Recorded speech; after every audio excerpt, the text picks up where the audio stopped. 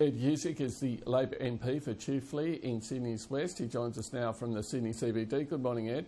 G'day, Chris. How are you? Good. Now, the International Monetary Fund has released this report overnight saying that the Australian economy could do with some additional stimulus, which I take to mean either rate cuts or budgetary stimulus. What do you make of the report? The IMF is basically saying what the RBA has been thinking, that when they look at where growth is headed, it doesn't look good. They would expect it to be higher than what it is.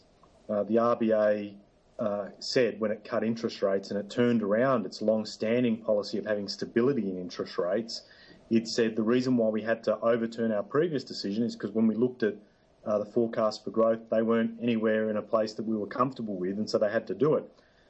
And the IMF is now saying that they're concerned too about where growth's headed. And the big problem is, Chris, that there is a lack of confidence, and the lack of confidence is affecting consumers' decision to spend. And businesses are looking at how consumers aren't spending and holding off investment decisions.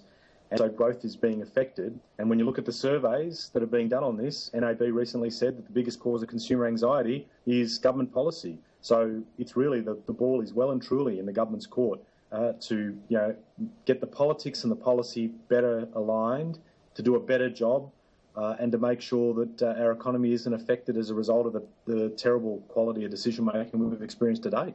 So can further Reserve Bank interest rate cuts do the job by themselves?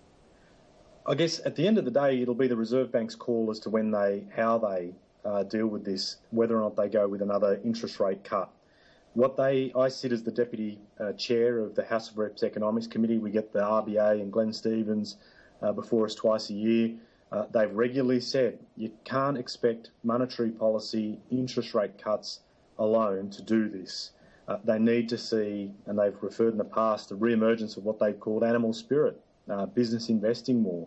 But again, business is saying we're not going to really move until we see a lift in consumer demand to justify our spend. And so, when people are worried about GP taxes, cuts to family payments, changes to pensions, increases in petrol taxes, this is all mixing in together to create a climate of uncertainty that means that consumers won't spend.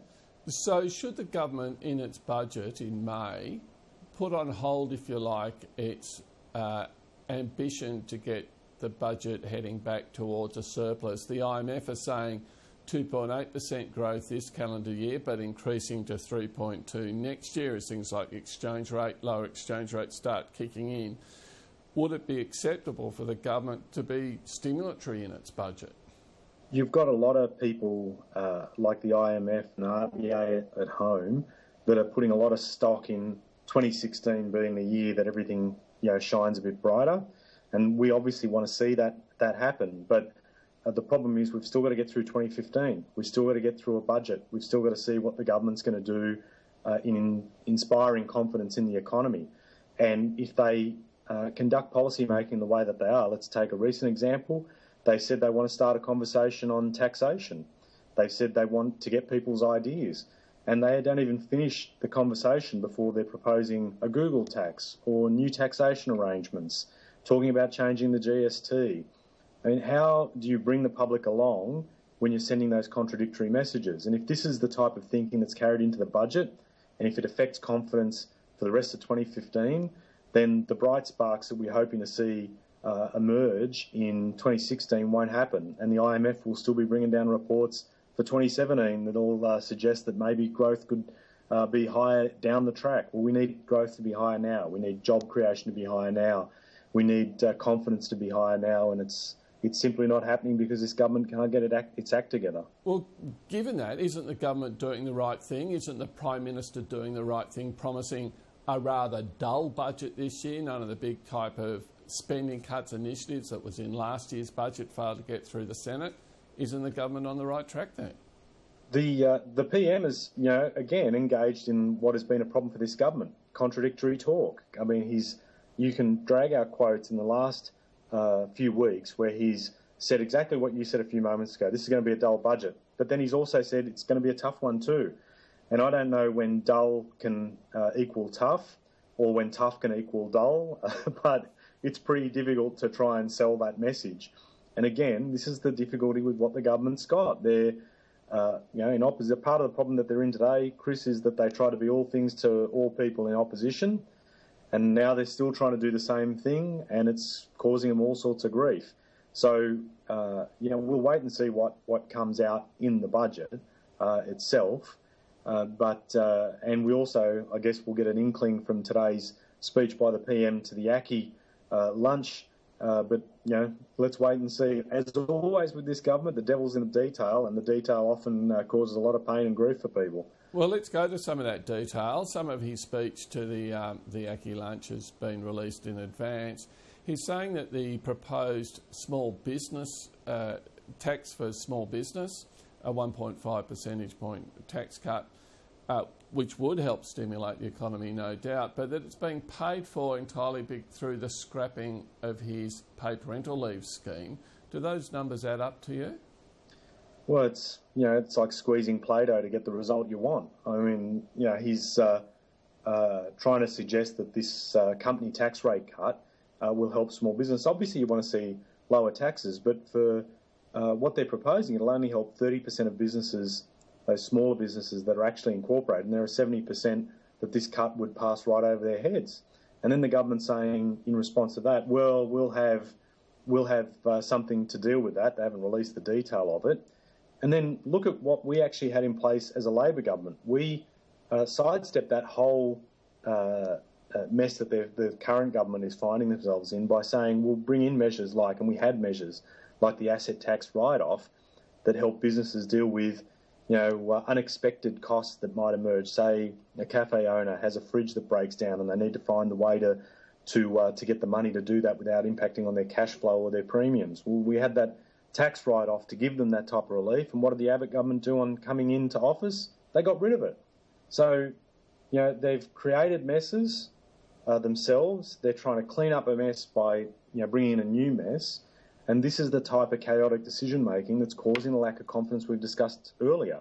They need to get their act in order, and they're just not doing it. OK, the Prime Minister has signalled that childcare will be a centrepiece of this budget. Yet now he's saying that there will be no extra spending in this area unless some of the savings measures, and I assume he means the ones from last year's budget, are passed through the Senate. How do you interpret those two statements? More contradiction. Like, for example, one of the measures that that the Senate was saying clearly, don't send this up, we're not going to support it, off the back of some fairly strong community opposition, was the GP tax. Now, he said it's dead, buried and cremated, yet he's then later saying, well, we're not going to spend any more money unless we get these other measures through. How do you reconcile? How do you be able to overcome that contradiction? Is he talking about trying to get the higher education reform, the $100,000 university degrees that again caused the community to take a sharp intake of breath because they were so concerned about it? Is that the type of stuff that he's saying has to go through before they do anything else? We accept, and we've said we're prepared to work with the government on measures to improve the budget bottom line, but not to the extent. You've got to be able to find those savings that don't basically constrict the economy and cause contraction, that can address the IMF's concerns about seeing greater stimulus and prospects for growth, and improve the budget bottom line.